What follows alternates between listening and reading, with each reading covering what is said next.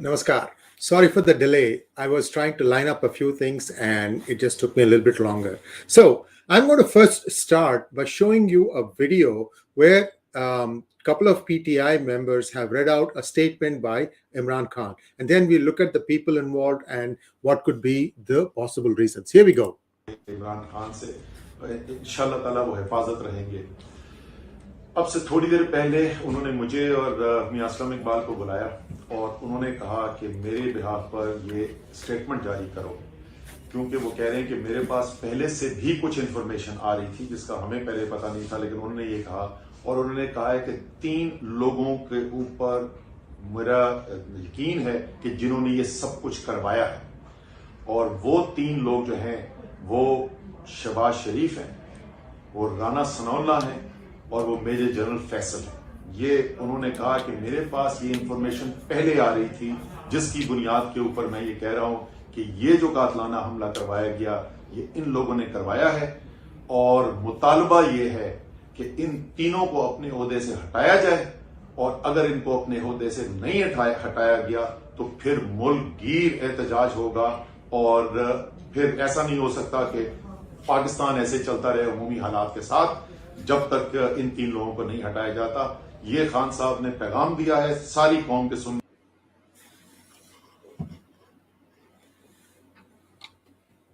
All right, let's get back to mainline programming. So the 3 names that he has mentioned, and I'm going to bring you those names and perhaps what could be the reason for them. The 3 names are Shahbaz Sharif, the current Prime Minister; Rana Sanaullah, who used to be an opposition leader. I'm not sure if he is holding any post right now. And the third one is a major general. Now, before I go and show you the names and pictures and so on and so forth, I want you to kind of take a look at what really played out. There was a container. A container is like a modified truck, if you will. It's got like a bulletproof container. There was one door open from where Imran Khan was waving. He was waving. This was on the left side of the container as the container was winding its way through the procession. Now, if you look at the pictures that have emerged or the videos that have emerged, the container had like 40, 50 people, including about 30, 40 people sitting on the top. And as soon as shots got fired, everybody was ducking. And it's interesting to note that one person died, very unfortunate, and Imran Khan got shot in both his feet. Now, there is another video that you can see that this person who was a shooter was using an automatic gun, because you can see a staccato of gunfire. And then there is a pause, and then there is one single shot followed by another single shot.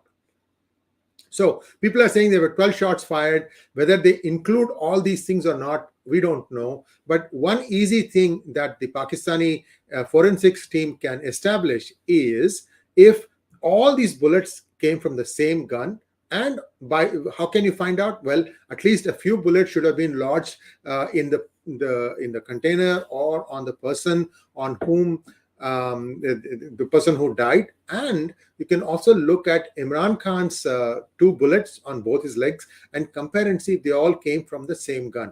It is my belief that there could be a story there. And again, these are all preliminary information that is coming through. But all I wanted to tell was that I have been spending 2-3 hours looking at the whole thing to try and get a picture of what really happened. We all know that in Pakistan, it's a use and throw policy by the establishment. The poor politician, whether it is Benazir Bhutto or Imran Khan, these are all people who are selected, nominated, whatever you want to call it. And every time the said selected nominated person tries to assert himself or herself, the person gets finished. So this has been the history of Pakistan. Now, the reason why they even have a facade of a political system is because I believe that in the past, the United States had passed an amendment to one of the laws. I think it was Senator Lautenberg. I could be wrong about the name, but what it was it said anytime Pakistan has a general running things, there will be no aid from the United States. So they want to eat the cake and have it too. So what they say is, oh, no. We have an elected system here. You have the Senate, you have the House of Representatives, and so on and so forth. And these are all the people. And look, This is the person who has been elected by the people of Pakistan. The interesting thing, the interesting twist that happened in case of Imran Khan is people actually took a liking to him. And maybe he's still, in the aura of the 1992 World Cup victory, or not. I cannot tell, but I've also heard his speeches, pretty compelling. Okay, I mean, a good speaker, and especially when he called the all the people like Shehbaz Sharif, and he called him, I think, as Cherry Blossom. Cherry Blossom is the name of a boot polish, in case you don't know what that is. So a lot of interesting things he's called the people of the opposition. This was when he was going down as the prime minister. He was being asked to vacate and so on and so forth. Now let's take a look at the three people that he has named. One is Shehbaz Sharif, the current prime minister. The other one is, I think, the correct picture of Major General Mushtaq Ahmad Faisal. If I'm wrong, at least I know for a fact the name is Major General Faisal that Imran Khan has named. And the third is Rana Sanaullah. His picture also I've got. So these are the three people that Imran Khan said as being the reason for the attempt on his life. Well, whether that is true or not, we don't know. But what is very, very concerning is, why is the establishment now again beginning to assert itself this way? Well, people are saying that Imran has a certain amount of popularity not only among the masses but also in a section of the army.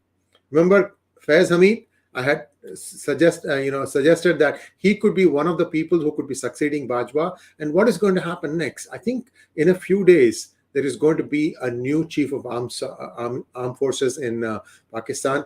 It is believed that General Bajwa has said he doesn't want to continue anymore. Evidently, he has some back problem and some health issues, and he doesn't want to continue anymore. Now, you have to look at it all in together.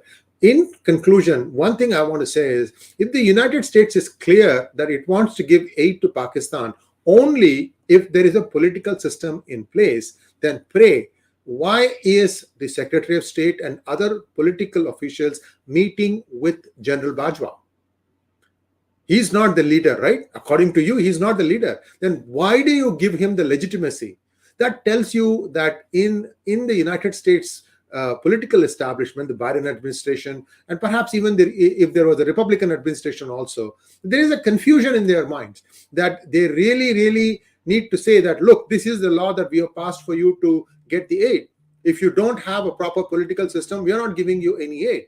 So they also want to play this wink, wink, nod, nod game, thinking that everybody are going to, go along and say, okay, fine, Pakistan needs some money. They've got floods and blah, blah, blah, and all that stuff.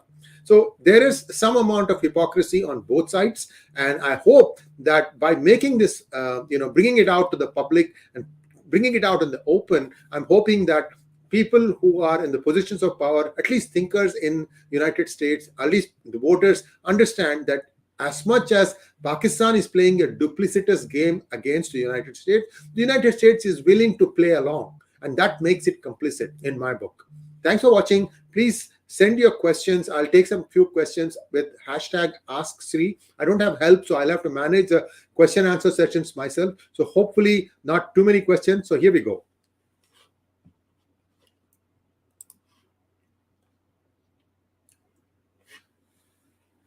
Okay, somebody corrected me. It's Kerry Lugar bill, not Lautenberg. Lautenberg had an amendment. Okay, Kerry Lugar. Thank you so much. That is the correct answer. And I'm just looking at some questions.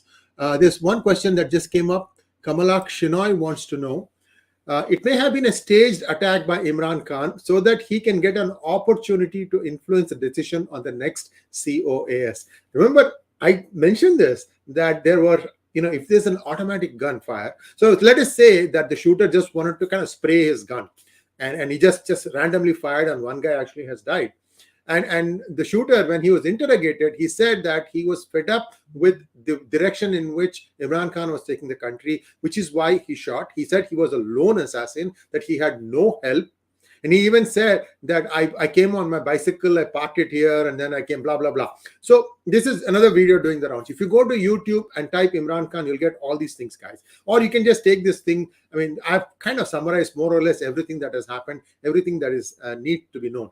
The whole reason why I'm also suspecting that could be a staged incident is the fact that two bullets were fired separate from the automatic shooting. Okay, so how did that happen? Because the guy shot and then somebody was trying to hold him from behind, so he started running. So where was the time for him to do the other two shots? So who was that? So easily it can be established if there were more than one shooters on the scene, if there is anything that was staged also. Thanks for that good question, Kamalaksh. Uh, let's see. Next question here is from Adarsh Upadhyay. What should India do if Pakistan goes on a civil war? Well, uh, India can do a lot of things. First of all, India's border is fairly well protected from Pakistan all across. There are very few places where people can sneak in. So the first one is, if there's not going to be a Bangladesh-like situation that happened in the 1971 civil war in Bangladesh. That's not going to happen.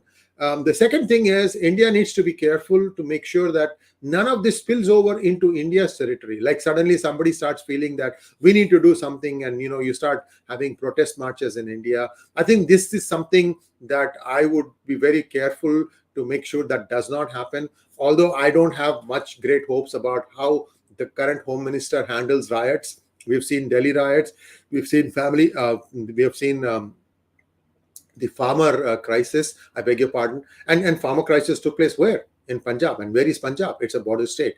That's where I would look at. And also Apis, Papis, whatever you want to call them, these people are out to create trouble. A lot of stuff that's coming out, even in the Morbi bridge. So I don't want to, again, say that these are all conspiracy theories. These are all just theories. But India needs to be very, very watchful, especially in Punjab.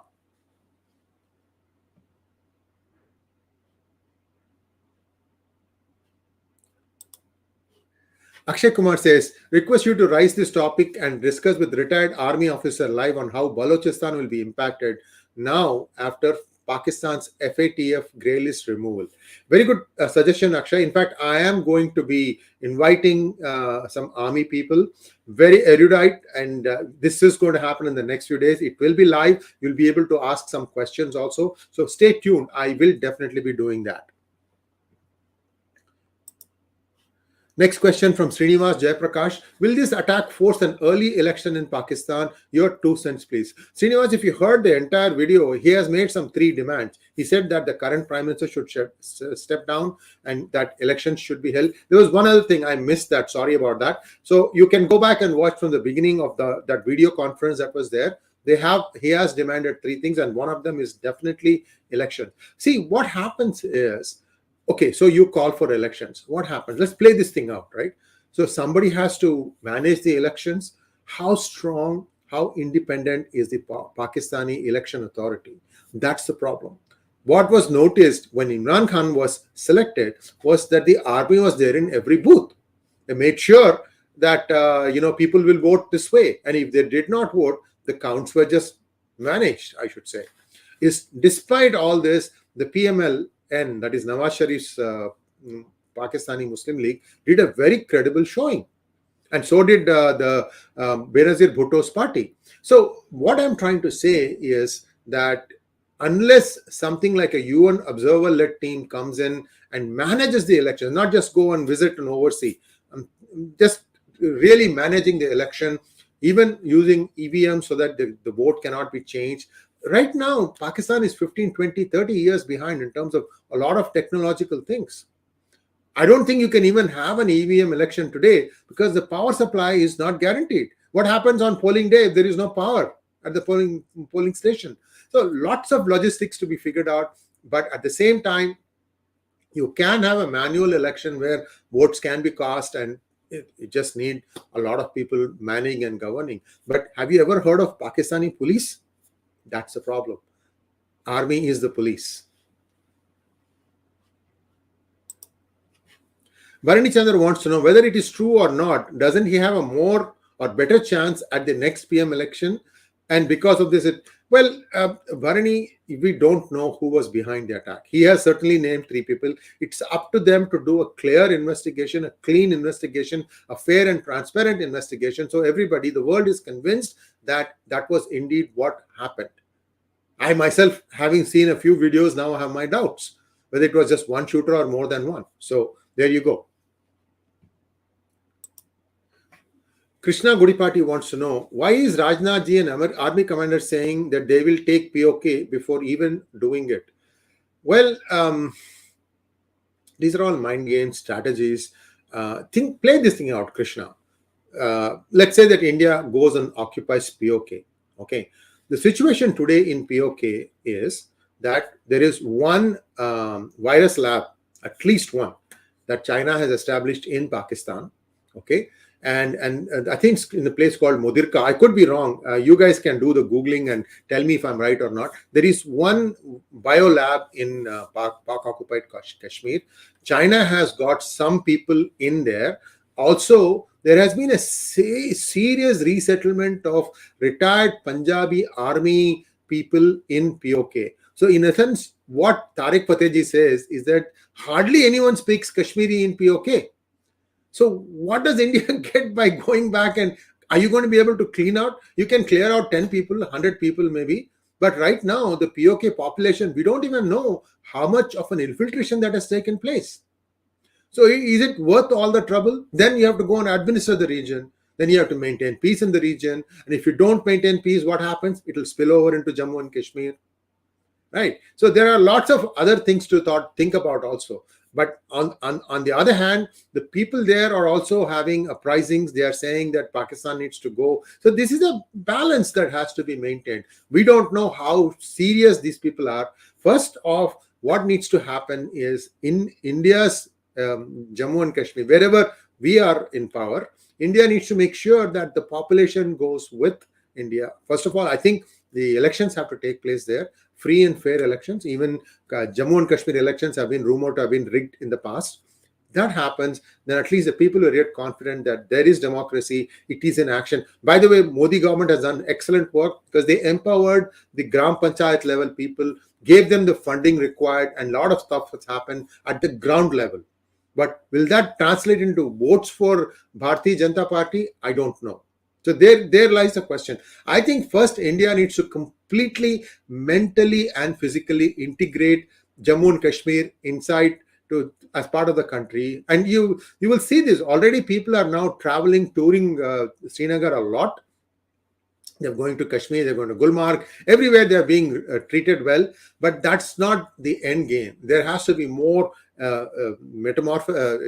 osmosis, more people going and staying without fear or any kind of threat to their life. That has not happened yet. So few more days, few more weeks, few more months. It's not going to be something like a flip of a switch that's going to happen. So whatever the army is saying or the general is saying, you have to just take it at face value. These are all mind games.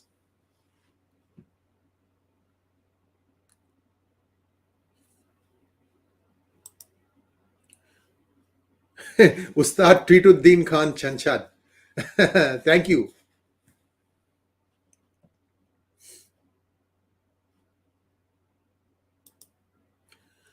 Shubham Bansal, I just answered this question. I am skeptical if it's going to be useful if the India attacks and tries to get back POK today. It needs to first make sure it understands who is currently residing in POK. And it is my contention that the majority is not case anymore.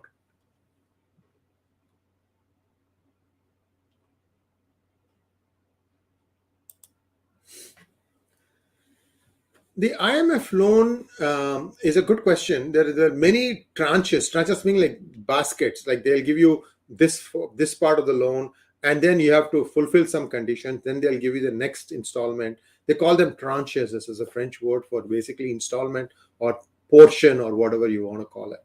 And IMF has its own schedule. It's doing it, but we don't know when.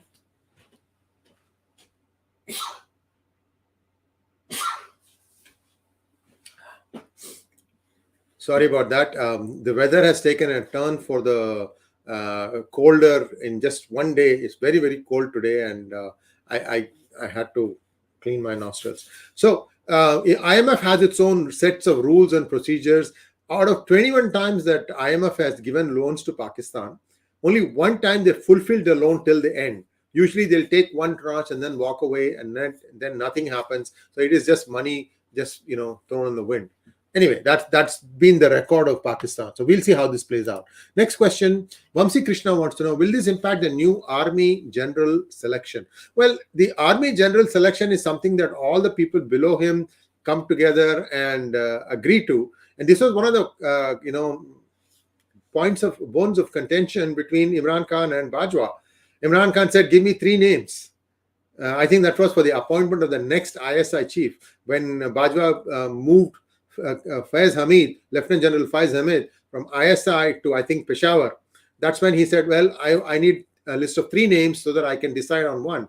And that's where Bajwa kind of said, "Who are you to tell me what I should do," and so on and so forth. So the army has its own way of electing things. They've been doing this for a long time, and the Prime Minister Shehbaz Sharif is probably going to just put his signature wherever they ask him to do so. He just returned from China, or he's probably still in China meeting with Emperor Xi.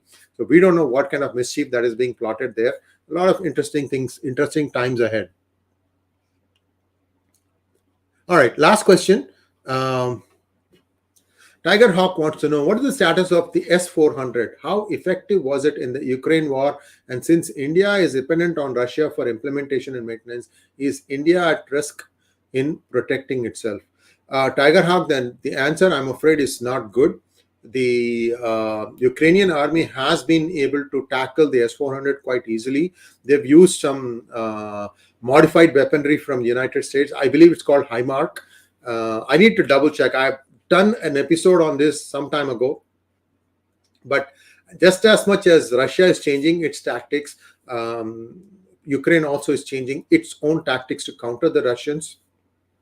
So the bottom line is the S-400 hasn't done as well as it was expected. So India would be looking at it with some consternation. If I remember correctly, I think only one or two S-400s were delivered to India. And we have to see what happens, whether India will continue with that purchase or they'll just wait and see how the chips may fall in the Ukraine conflict with Russia. Actually, Russia is, doing itself a huge disservice. I don't think any country will buy new arms from them, knowing how poorly they have performed in Ukraine. Last question from IV Virus. Guys, please don't give me any more questions. It's already 20 minutes. I'd like to keep these things very short. IV Wireless wants to know, do you see any US role in the incident in Pakistan? Difficult. I won't say yes. I won't say no. I don't know is the correct answer. You have to wait and see. And even if there was a role of the United States in Pakistan, you will never know it. But think about this. What is in it for US to try and turn Imran Khan off? Yeah, did that in US got offended that he said that US had a role in his being removed? I mean, every deposed prime minister across the world will say the same statement. The US will not just, it's just like water off the back of a buffalo. It's not going to give any credence to that. That's not the reason. I don't think the United States had any role in it. But the fact that there was going to be an attempt on Imran Khan's life was the world's worst kept secret. Everybody knew that there was something like this going to be planned because the establishment was not able to control him. That is the whole thing. When you select somebody, the idea is that that person is controllable, malleable, and ductile. When that doesn't happen, the establishment gets a little concerned. That's what has happened here. And I've told you this, Shehbaz Sharif or anybody else, they are all, again, selected people.